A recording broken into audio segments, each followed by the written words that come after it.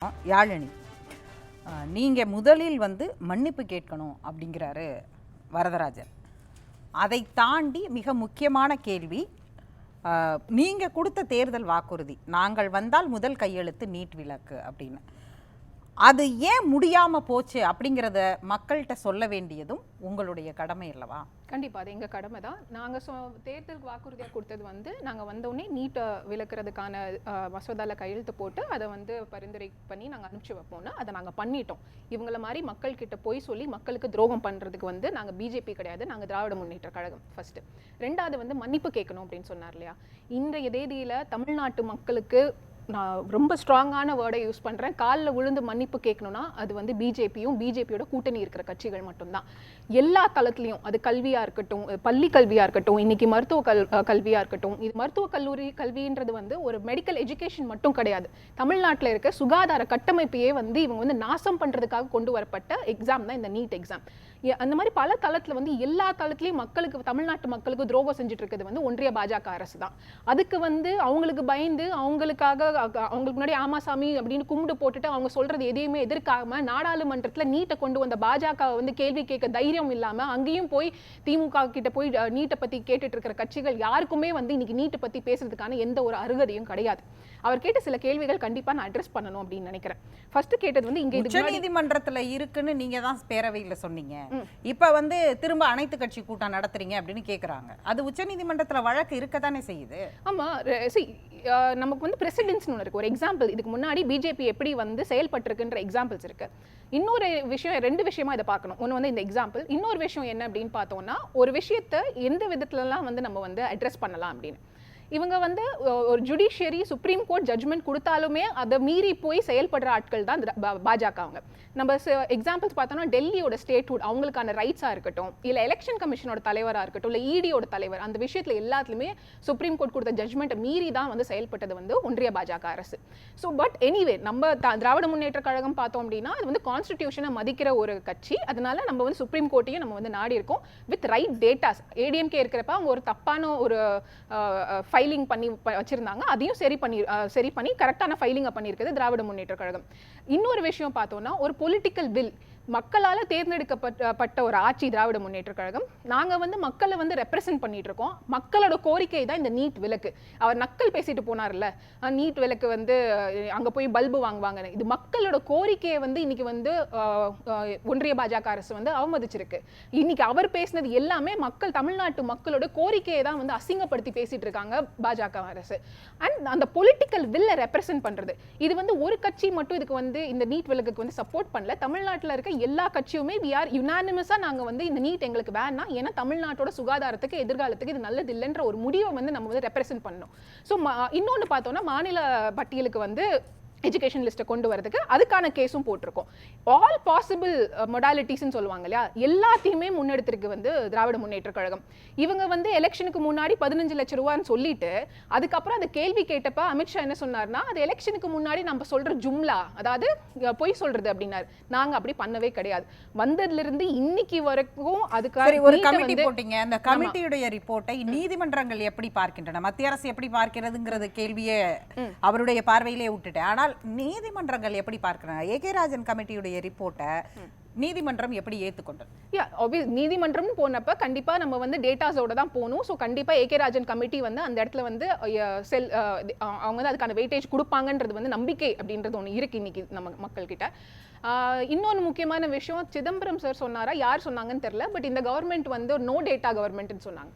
நம்மளுமே கேட்டோம், இவ்வளோ நேரமாக நீங்கள் கேட்டுட்டு இருந்தீங்க என்ன டேட்டா இருக்கு, ஏழை மாணவர்கள் நீட் வந்ததுக்கு அப்புறம் பயன்பட்டுருக்காங்கன்னு என்ன டேட்டா இருக்குன்னு நீங்கள் கேட்டீங்க. டேட்டா கொடுத்தா அந்த டேட்டாவை பார்த்து ஒரு அலர்ஜி ஓடி போகிற கட்சி தான் இந்த பாஜக கட்சி. ஸோ அவங்க இந்த டேட்டா ஏற்றுக்கல அப்படின்றது ஒரு பெரிய ஒரு ஆச்சரியமாக இல்லாமல் இருந்தாலும், ஒரு கான்ஸ்டிடியூஷன் வரும்போது ஒரு ஸ்டேட்டோட ஒரு கவர்மெண்ட்டு அதுக்கான ரைட்ஸு, அதுக்கான மரியாதைன்னு இருக்கு இல்லையா, அதை வந்து ஆனா இப்ப எலெக்ஷன் டைம்ல இது வந்து உங்களுக்கான ஒரு ஹீட்டா மாறாதா? அதாவது நீங்க இதுக்கு ஒரு கன்கரண்ட் லிஸ்ட்ல இருக்கிறத நாங்களே பண்ணிடுவோம்னு நீங்க ஒரு வாக்குறுதியை கொடுத்துருக்கீங்க. அப்படி இருக்கும் பொழுது அந்த கேள்வியும் அந்த ஹீட்டும் உங்களை நோக்கி எலெக்ஷன்ல வரதானே செய்யும். தேர்தல் களத்தை அது தேர்தலுக்குன்னு அவர் பயன்படுத்துறாரு இல்லையா, அது தேர்தலுக்கு பயன்படுத்தலனாலும் உங்களை நோக்கி இந்த கேள்வியை வைப்பாங்க. எதிர்க்கட்சிகள் அதையே தான் தொடர்ந்து பேசு பொருளாக்குவாங்க. அப்ப அதை எப்படி எதிர்கொள்வீங்கன்னு ஒரு கொஸ்டின் இருக்கு. ஓகே, ஸோ ஒரு நடந்த ஒரு விஷயத்தை பத்தி முதல் சொல்லிடுறேன். 2017 அதிமுக ஆட்சியில இருந்தப்ப இதே மாதிரி ஒரு மசோதாவை அவங்க பாஸ் பண்ணாங்க, ஒன்றிய அரசுக்கு அனுப்பிச்சாங்க, அவங்க நிராகரிச்சிட்டாங்க. ஆனா அது தமிழ்நாட்டு மக்களுக்கோ யாருக்குமே வந்து 2 வருஷத்துக்கு யார்கிட்டையுமே சொல்லாம மூடி மறைச்சது வந்து எடப்பாடி பழனிசாமி அவர்கள். கோர்ட்ல ஒரு கேஸ் போனப்ப ஒரு ரெஸ்பாண்ட் பண்றப்ப ஒன்றிய அரசு வந்து சொல்லுது நாங்க ஒரு 2 வருஷத்துக்கு முன்னாடியே அதை நிராகரிச்சு அனுப்பிச்சிட்டோம் அப்படின்னு. அப்ப தேர்தலுக்கு பயந்து தேர்தலுக்காக மட்டும் இந்த விஷயத்தை வந்து திமுக அணுகுது அப்படின்னா நாங்க வந்து டிரான்ஸ்பரண்டா இருந்திருக்க வேண்டிய அவசியம் கிடையாது. பட் எங்களோட soul and heart is in NEET. ஏன்னா நீட்ன்றது வந்து ஒரு கல்வி மட்டும் கிடையாது, சுகாதாரத்துக்கு. சின்ன ஒரு எக்ஸாம்பிள் மட்டும் சொல்லிடுறேன். இன்னைக்கு தமிழ்நாட்டு இந்தியாலே பார்த்தோம்னா தமிழ்நாட்டோட சுகாதாரம் தான் ஃபர்ஸ்ட்ல இருக்குன்றது எல்லாருக்கும் தெரிஞ்ச ஒரு உண்மை வித் டேட்டா. ஓகேங்களா, இந்த சுகாதாரத்தை நம்ம எப்படி அச்சீவ் பண்ணோம்னா டாக்டர்ஸை உருவாக்கி கண்டினியூஸா இந்த அரசு மருத்துவ கல்லூரிகள்லையும் ஹாஸ்பிட்டல்ஸ்லையும் நம்ம வந்து டாக்டர்ஸ் இருக்கணும். பில்டிங் மட்டும் இருந்தா பத்தாது, டாக்டர்ஸ் இருக்கணும். அந்த கண்டினியூஸ் ஃப்ளோ ஆஃப் டாக்டர்ஸை நம்ம என்ஷூர் பண்ணது வந்து ஒரு லோ காஸ்ட் என்ட்ரி பேரியர். அதாவது 12th எக்ஸாம் இவர் கேட்டார்லேயே ஒரு கேள்வி, இங்க வந்து இதுக்கு முன்னாடி எக்ஸாம் இல்லையானது, இங்க ஒரு எக்ஸாமை கொண்டு வந்தோம். அந்த எக்ஸாம் எப்படின்னா அதுக்கு வந்து ஆங்கிலத்தில் லோ காஸ்ட் என்ட்ரி பேரியர்.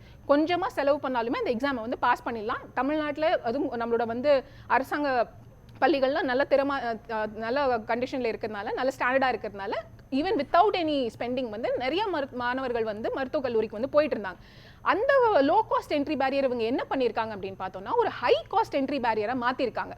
இவர் கேட்டார்ல கோச்சிங் சென்டர்ஸ்லாம் நீங்கள் முடக்க வேண்டியதா அப்படின்னு. நான் ஆக்சுவலி நம்ம வந்து கோச்சிங் சென்டர்ஸ் இந்த இடத்துல தப்பே சொல்ல முடியாது. கவர்மெண்ட் வந்து ஒரு சிஸ்டம் வந்து உருவாக்குது. அந்த சிஸ்டம் இந்த மாதிரி கோச்சிங் சென்டர்ஸை வந்து ஃப்ளரிஷ் பண்ண வைக்கிறதுக்கான ஒரு ஈஸியான ஒரு சுச்சுவேஷனை உருவாக்குறப்ப நீங்க எப்படி இந்த ஸ்கூல்ஸையோ கோச்சிங் சென்டர்ஸையோ தப்பு சொல்ல முடியும்? உங்களுக்கு தெரியும் இது வந்து 1990s இருந்தே கோட்டால வந்து பார்க்கறது ரொம்ப அழகா தெரியும். நம்ம ஒரு பேட்டர்ன் அது ஆக்சுவலா எல்லா ஊர்ல கோட்டாவை தான் நான் அந்த கேள்வி அவர்கிட்ட கேட்டதே தான். ஆனா உங்களுக்கு ஒரு சான்ஸ் இருக்குல்ல, நீதிமன்றத்துல இந்த கோட்டால நடக்கக்கூடிய விஷயங்களோ அல்லது நேற்றைக்கு தேசிய தேர்வு முகமை நேஷனல் டெஸ்டிங் ஏஜென்சி குறித்து டாக்டர் கனிமொழி சோமு எழுப்பின கேள்வி இருக்குல்ல, அது குறித்து நீங்கள் அட்ரஸ் பண்ணியிருக்கிறீங்களா? அதாவது நாடாளுமன்றத்தில் அட்ரஸ் பண்றதை கேட்கல, அதான் அவங்க பண்ணியிருக்காங்க. நீதிமன்றத்துடைய கவனத்திற்கு இந்த இஷ்யூவை அது சார்ந்து வச்சிருக்கீங்களா? நீதிமன்றத்துல ஃபைல் தான் பண்ணப்பட்டிருக்கு. இன்னும் ஆர்குமெண்ட்ஸ் வந்து கண்டிப்பா இன்னும் ஆரம்பிக்கல. ஆப்வியஸ்லி ஆர்குமெண்ட்ஸ் வரப்ப எல்லா எக்ஸிஸ்டிங் டேட்டாஸ் அது வந்து ஏன்னா கோட்டால பார்த்தோம் அப்படின்னா ஆரம்பத்துல வந்து ஐஐடி அந்த மாதிரியான கல்லூரிகள் போறதுக்கு தான் அங்க போய் படிச்சுட்டு இருப்பாங்க. நீங்க இப்போ ஒரு விஷயத்த சொன்னீங்க, ஸ்கூல்ல போய் அட்டெண்டன்ஸ் போட்டுட்டு அங்க போவாங்க. That is called dummy schools. இன்னைக்கு தமிழ்நாட்டில் இருக்க அத்தனை பிரைவேட் ஸ்கூல்ஸும் டம்மி ஸ்கூல்ஸா மாறிட்டு இருக்கு. டம்மி ஸ்கூல்ஸ்னா அங்கேயே அட்மிஷனும் நடக்கும். அந்த ஸ்கூல் வந்து இந்த மாதிரி ஒரு இன்ஸ்டிடியூஷன்ஸ், இந்த கோச்சிங் சென்டர்ஸ் இருக்காங்களா, அவங்களோட டைப் வச்சுப்பாங்க. அங்க காசு மட்டும் நம்ம கட்டினா போதும். எக்ஸாம் வந்து எழுதுனா சில ஸ்கூல்லலாம் எக்ஸாம் கூட எழுதணும்னு அவசியம் கிடையாது. ஆனா நாள் பூரா அவங்க போய் கோச்சிங் இன்ஸ்டியூட்ல உட்காந்து கத்துக்கலாம். ஒரு மாணவர் என்னெல்லாம் ஸ்கூலுக்கு போய் கத்துக்க வேண்டிய எந்த ஒரு விஷயத்தையுமே வந்து அந்த நீட் எக்ஸாம் வந்ததுக்கு அப்புறம் கத்துக்கிறது கிடையாது. இவங்க அந்த ஏழை அப்படின்ற ஒரு வார்த்தையில போய் பின்னாடி ஒளிஞ்சுக்கிறாங்க. அதை வந்து ஒரு அபியூஸ் பண்றாங்க அந்த வார்த்தையை. அது வந்து ஏழை இஸ்லாமியர்களா இருக்கட்டும், ஏழை தாயின் மகனா இருக்கட்டும், இப்போ வந்து நீட் விஷயத்துலயும் வந்து இந்த ஏழைன்ற விஷயமா இருக்கட்டும், எல்லா விஷயத்திலும் ஒரு பொய்யான ஒரு ஏதாவது ஒரு விஷயமா தான் அவங்க டேட்டாவோட சொல்லியிருக்காங்களா அப்படின்றது எனக்கு தெரியல. இன்னொரு விஷயம் பார்த்தோம் அப்படின்னா இந்த கோட்டாஸ் மட்டும் அதை மட்டும் அட்ரஸ் பண்ணி அவங்களுக்கு டேட்டாவை விட இந்த நேரத்துல இந்த வாக்குறுதியை கொடுத்ததுனால உங்ககிட்ட அந்த டேட்டா இருக்க வேண்டியது முக்கியம் இல்லை. கே ராஜன் கமிட்டியோடைய டேட்டா விடுங்க, மற்ற டேட்டாக்கள் அல்லது இந்த நீட் வந்ததற்கு பிறகான மாற்றங்கள் என்னென்ன வந்திருக்கு அது குறித்த டேட்டாக்கள் உங்கள்கிட்ட இருக்க வேண்டியது மிக முக்கியம் இல்லையா? கே ராஜனே வந்து நீட் வந்ததுக்கு அப்புறம் நடந்த ஒரு விஷயத்துக்கான டேட்டா ஸ்டடீஸ் தான். ஸ்கூல் ஸ்டடீஸ பத்தி இப்ப கோட்டா மாதிரியோ இல்ல நேஷனல் டெஸ்டிங் ஏஜென்சியோட உங்களுக்கு அதுக்கப்புறம் வந்து நான் கேக்குறது வந்து இந்த டம்மி ஸ்கூல்ஸோட பேட்டர்ன் சிஸ்டம்ஸ் இது குறித்த டேட்டாஸ் கேக்குறேன். அந்த டேட்டா இப்ப வந்து சூசைட்ஸ் பத்தி நம்ம பேசிட்டு இருக்கப்ப ஏதோ தமிழ்நாட்டுல மட்டும் தான் நடக்குது, தமிழ்நாட்டு மாணவர்கள் மட்டும் தான் இதுக்கு வந்து தகுதியானவர்கள் இல்ல அப்படின்ற மாதிரியான ஒரு பிம்பத்தை வந்து பிஜேபி வந்து முன் வச்சுட்டே இருக்கு. கோட்டால வந்து அந்த சூசைட் ரேட்ஸை மட்டும் நான் சொல்றேன். 2022ல 15 ஸ்டூடெண்ட்ஸ் இறந்து போனாங்க, 23ல 29, 24ல 13. இது வந்து கோட்டான்ற ஒரே ஒரு சிட்டியில மட்டும். அந்த மாநிலத்துல இதை விட பல மடங்கு ஆந்திரா, கர்நாடகா, மகாராஷ்டிரான்னு இந்த மாதிரி பல மடங்கு வந்து மாணவர்கள் வந்து சூசைட் பண்ணி இறந்து போறாங்க. சூசைட் பண்றவங்க எக்ஸாமுக்கு பயந்து சூசைட் பண்ணல. இந்த கோச்சிங் சென்டரில் போய் படிக்கிறவங்களோட பெற்றோர்கள் வந்து யாரும் அதானியோ அம்பானியோ கிடையாது. அவங்க டெய்லி போய் வேலைக்கு போய் சம்பாதிக்கிறவங்க. அவங்க மாணவர்களுக்கு இருக்கிற பெரிய பயம், நம்ம பெற்றோர்கள் நம்மளுக்காக இவ்வளோ செலவழித்து நம்மளை படிக்க வைக்கிறாங்க, எல்லாம் மிடில் கிளாஸ் பிள்ளைங்க. நம்ம இந்த எக்ஸாமில் போடலாம், திருப்பி அடுத்த வருஷமும் நமக்கு வந்து 2 லட்சம் 3 லட்சம் நம்மளால அம்மா அப்பானால கட்ட முடியுமா, நம்ம இது பெரிய ஒரு பாரம் ஆயிடுமா ஃபினான்ஷியலா அப்படின்ற ஒரு பெரிய பயம் எல்லா மாணவர்களுக்கும் இருக்கும். அந்த ஒரு ஃபினான்ஷியல் பேர்டனை கொண்டு போய் ஒரு 18-16 வயசு குழந்தை மேலே திணிச்சது வந்து இந்த பாஜக ஒன்றிய அரசு தான். ரொம்ப கூச்சமே இல்லாமல் இன்னைக்கு வந்து திமுக வந்து பழி சொல்றாங்க இல்லையா. இவங்க வந்து ஒரு கையெழுத்து ஏதோ ஒரு கேம்பெயின் பண்றேன்ற ஒரு நாடகம் நடத்தினாங்க ரீசெண்டாக, ஹிந்தி மும்மொழி கொள்கைக்கு நடத்தினாங்க இல்லையா. தைரியம் இருந்தா இன்னைக்கு ஒவ்வொரு வீட்டிலையும் போய் கையெழுத்து வாங்க சொல்லுங்க பார்ப்போம். அந்த கையெழுத்து வாங்கிட்டு அதை கொண்டு போய் கொடுக்க சொல்லுங்க பார்ப்போம். ஒவ்வொரு வீட்லையும் போய் நாங்கள் நீட் கொண்டு போய், இன்னைக்கு அண்ணாமலை வந்து பேசுறப்ப நீட் இங்கே இருந்து தான் இருக்கும், இதை வந்து நாங்கள் அகற்றவே மாட்டோம்னு அவ்வளோ திமிரா பேசுறாருல, போய் ஒவ்வொரு வீட்லையும் நின்று பேச சொல்லுங்க பார்ப்போம், நீட்டை நாங்கள் அகற்ற மாட்டோம் அப்படின்ட்டு. நாங்கள் நீட்டுக்கு எதிர்த்து வந்து கிட்டத்தட்ட 1 கோடி கையெழுத்து வாங்கி அனுப்பிச்சிருக்கோம். ஒரு டிஜிட்டல் கேம்பெயினில் கூட நடத்தாமல் பொய்யான கையெழுத்து போட்டுட்டு மும்மொழி கொள்கைக்கு அனுப்பிச்சிட்டு பேசின பேச்சை இன்னைக்கு நீட்டுக்கு பண்ணி சொல்லுங்க.